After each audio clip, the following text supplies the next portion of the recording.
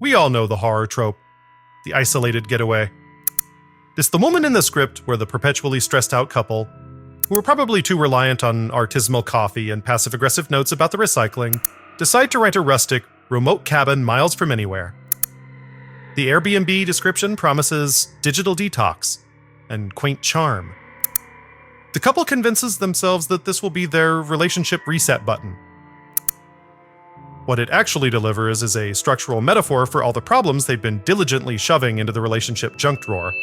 You go in hoping for rest and relaxation, and you get an existential crisis involving a sudden lack of cell service and, statistically speaking, a family of inbred weirdos who think that cannibalism is a perfectly acceptable hobby.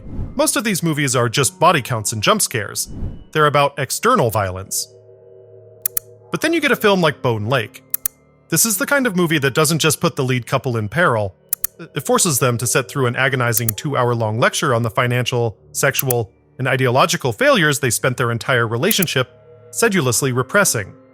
In addition to being a home invasion movie, it's an autopsy of the bourgeois ideal, where the nice linen sheets and the perfect-looking relationship are just covering up a whole lot of rotten foundational dishonesty.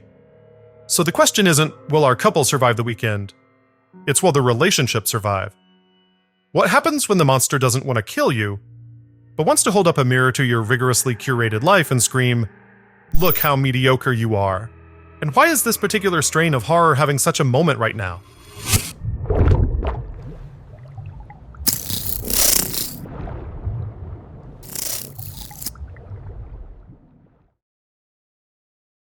This video contains spoilers, so consider watching the film first before you continue. And if you like what you see, click the like button, share the video, subscribe to the channel, and make sure to click the little bell to be notified for new videos. Okay, so for anyone who hasn't been emotionally damaged by this specific film, here's the quick and dirty summary. Diego and Sage are that couple. You know them. They're successful, stressed, and desperately trying to prove their relationship is still Pinterest perfect, despite the obvious cracks. Why are you so against using sex toys? This guy looks so familiar. Where do I know him from?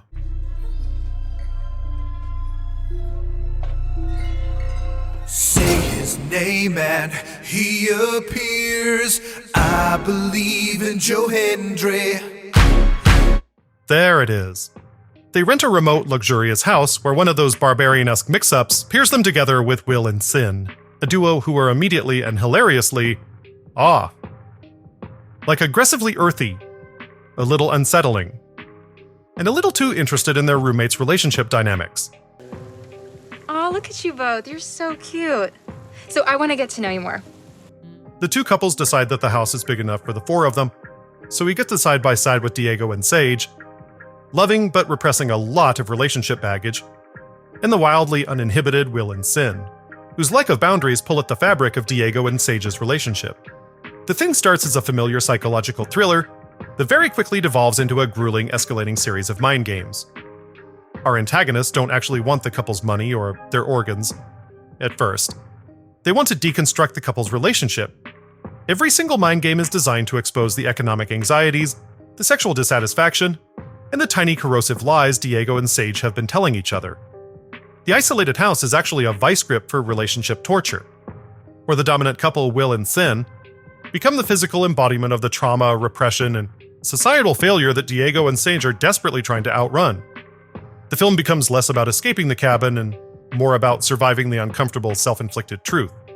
Okay, so we've established that Diego and Sage are a two-person walk-in performance art piece called affluent heteronormative stress. They are the visual manifestation of what sociologist Robin Wood, whose work is basically the Rosetta Stone for modern horror criticism, called the normative constraints of the bourgeois couple. When Wood talks about bourgeois ideology, he's not just talking about mortgages and Whole Foods runs.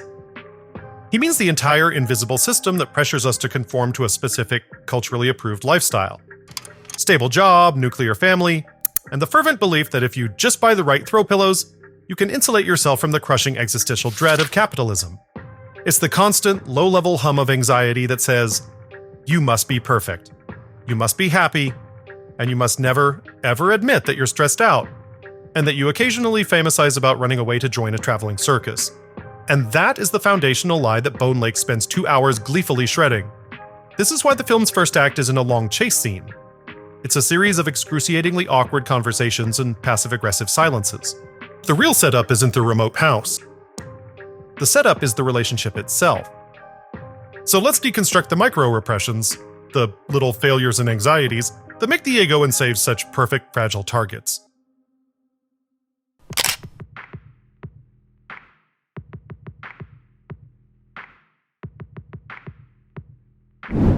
Ideological facade is the academic term for a lie that's so convincing that people telling it have almost started to believe it themselves.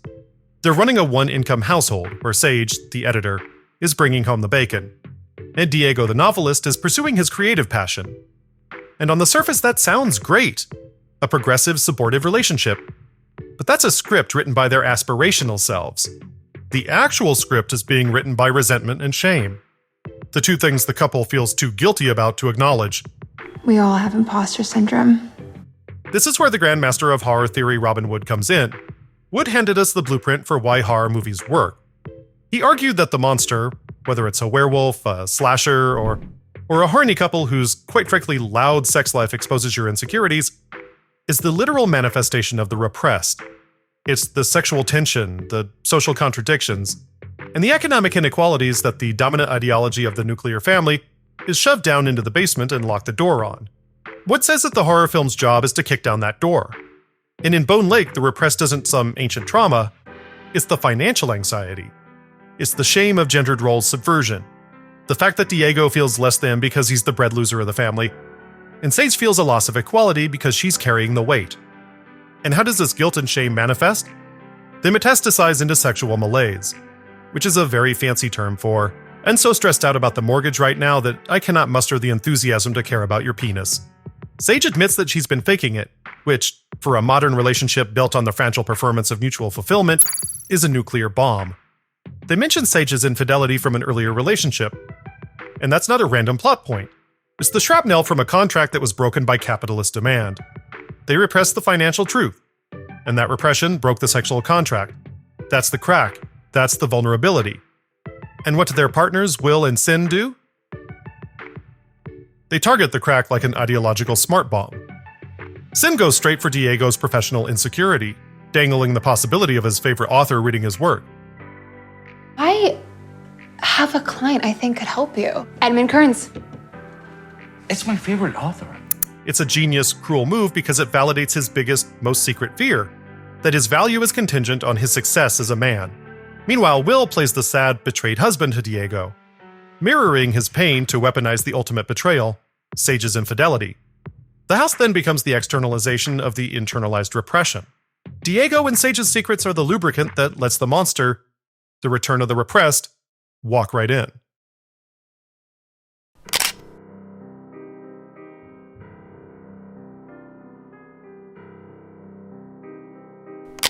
So if Diego and Sage are the walking, talking embodiment of the repressed, all their societal failures shoved under a shag carpet, then Will and Sim are something far weirder, far more elemental.